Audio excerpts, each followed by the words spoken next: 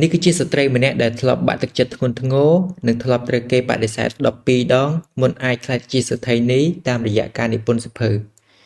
អ្នកស្រី J.K. Rowling ក៏គឺជាស្ត្រីទី1នៅលើភពផែនដីដែលក្លាយទៅជាសេដ្ឋីនីមានប្រាក់លើសពី$1000 លាននេះបើយោងតាមការចេញផ្សាយដោយទស្សនាវដ្តី Forbes ឆ្នាំ2004ដែលចាត់ទុកលោកស្រីគឺជាស្ត្រីដំបូងគេបង្អស់ក្លាយជាមហាសេដ្ឋីនីតាមរយៈការនិពន្ធសៀវភៅលោកស្រីគឺជាអ្នកនិពន្ធប្រលោមលោកដ៏ល្បីល្បាញឈ្មោះថា Harry Potter ដែលសៀវភៅមួយនេះត្រូវបានលក់ដាច់ជាង500លានក្បាលនៅពីពេញពិភពលោកមុនពេលដែលគេយកប្រលោមលោកមួយនេះទៅថតជាខ្សែភាពយន្តកត្តាជំរុញចិត្តដំបូងដែលធ្វើឲ្យលោកស្រីចង់និពន្ធសៀវភៅនេះឡើងគឺនៅពេលដែលលោកស្រីត្រៀមជិះរថភ្លើងចម្ងាយឆ្ងាយពីទីក្រុង Manchester ទៅទីក្រុង London ដោយសារតែរថភ្លើងខកខានរយៈពេល4ម៉ោងបានធ្វើឲ្យអ្នកស្រីផុសនៅអារម្មណ៍ចង់និពន្ធសៀវភៅវេទមន្តមួយឈ្មោះថា Harry Potter នេះឡើងមករយៈពេល4ម៉ោងដែលរថភ្លើងបានកកខានលោកស្រីក៏បានចាប់ផ្ដើមនិពន្ធសៀវភៅទំព័រទី1របស់ខ្លួនចាប់ពីពេលនោះនៅក្នុងដំណាក់កាលតែងនិពន្ធដំបូងលោកស្រីជួបបញ្ហាច្រើនយ៉ាងមែនទែនជាក់ស្ដែងសូម្បីតែបញ្ហាទំនាក់ទំនងនៅក្នុងគ្រួសាររវាងលោកស្រីជាមួយនឹងឪពុកម្ដាយជាដើមពោលគឺលោកស្រីមិនសូវចុះសម្រុងជាមួយនឹងឪពុកបង្កើតទេនៅគណៈពេលដែលអ្នកស្រីចាប់ផ្ដើមនិពន្ធសៀវភៅអ្នកស្រីក៏មានកាតព្វកិច្ចធ្ងន់មួយទៀតគឺត្រូវមើលថែម្ដាយចាស់ដែលកំពុងមានជំងឺធ្ងន់ធ្ងរថែមទៀតស្ថានភាពជីវិតដ៏អាក្រក់មួយនោះលោកស្រីចាត់ទុកថាវាគឺជាគ្រាដ៏លំបាកបំផុតសម្រាប់លោកស្រីក្រោយចាប់ផ្ដើមនិពន្ធបាន6ខែម្ដាយបង្ការលោកស្រីក៏បានលាចាកលោកទាំងដែលពេលនោះគាត់មិនទាន់បានដឹងថាកូនស្រីម្នាក់នេះកំពុងតែលួចនិពន្ធសៀវភៅផងការបាត់បង់ម្ដាយជាទីស្រឡាញ់បានធ្វើឲ្យប៉ះពាល់ផ្លូវចិត្តរបស់លោកស្រីយ៉ាងធ្ងន់ធ្ងរដោយឡែកនៅឆ្នាំ1992លោកស្រីក៏បានរៀបការជាមួយនឹងបុរសម្នាក់ប៉ុន្តែជាអកុសលរៀបការបានប្រហែលជា3ឆ្នាំជីវិតអាពាហ៍ពិពាហ៍របស់លោកស្រីក៏បានបញ្ចប់ដោយការលែងលះគ្នាដោយបន្សល់ទុកកូនស្រីដ៏កំសត់ម្នាក់ឈ្មោះថា Jessica បញ្ហាជីវិតជាច្រើនយ៉ាងដែលបានចាក់ស្រេះជីវិតលោកស្រីបានធ្វើឲ្យលោកស្រីក្លាយទៅជាមនុស្សម្នាក់ដែលមានបញ្ហាផ្លូវចិត្តធ្ងន់ធ្ងរនិងធ្លាប់មានបំណងចង់ធ្វើអត្តឃាតទៀតផងប៉ុន្តែក្រោយភ្លៀងមេឃក៏ស្រឡះលោកស្រីក៏បានក្លាយទៅជាមនុស្សរឹងមាំជាថ្មីនិងបាននិពន្ធសៀវភៅរបស់ខ្លួនយ៉ាងជោគជ័យគ្រាន់តែស្នាដៃនិពន្ធដំបូងរបស់លោកស្រីគឺត្រូវចាយរយៈពេលរហូតដល់ទៅ6ឆ្នាំទើបអាចបញ្ចប់វា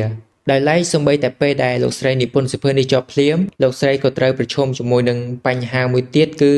បញ្ហាមិនអាចបោះពុម្ពស្នាដៃនោះចេញមកក្រៅបានពេលនោះលោកស្រីគ្មានដើមទុនសម្រាប់បោះពុម្ពនិងមិនមានរោងពុម្ពណាមួយព្រមទទួលយកស្នាដៃដំបូងរបស់លោកស្រីនេះទេជាក់ស្ដែងលោកស្រីធ្លាប់បានទទួលរងនឹងការបដិសេធពីរោងពុម្ពចំនួន12មុននឹងរោងពុម្ពឈ្មោះថា Bloomsbury ព្រមទទួលស្នាដៃដំបូងរបស់លោកស្រីដើម្បីបោះពុម្ពពេលនោះហើយវាជារបត់ជីវិតដ៏ធំរបស់លោកស្រីដោយអាចចេញស្នាដៃដំបូងដ៏អស្ចារ្យរបស់ខ្លួននិងអាចលក់ដាច់ជាង500លានក្បាលនៅជុំវិញពិភពលោកហើយក៏បានជួយកសាងទ្រព្យសម្បត្តិរបស់លោកស្រីរហូតដល់ទៅ$1000 លាន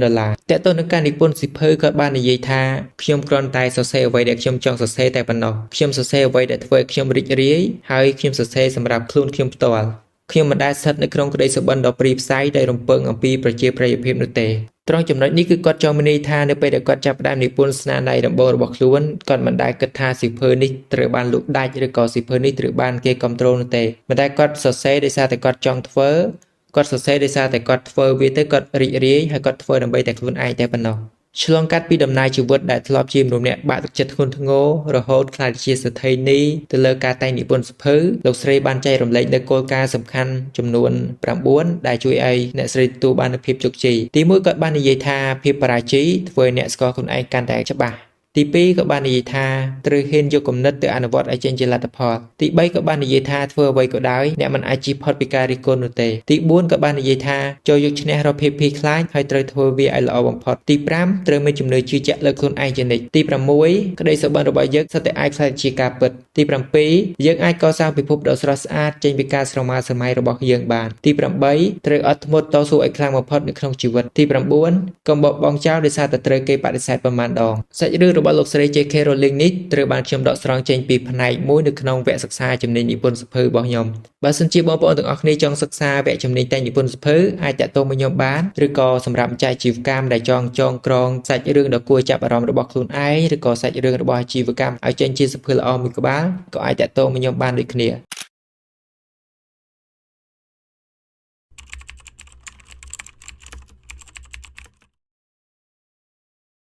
ចង់ចេះនិពន្ធសៀវភៅខ្លួនឯងចុះឈ្មោះសិក្សាវគ្គនេះ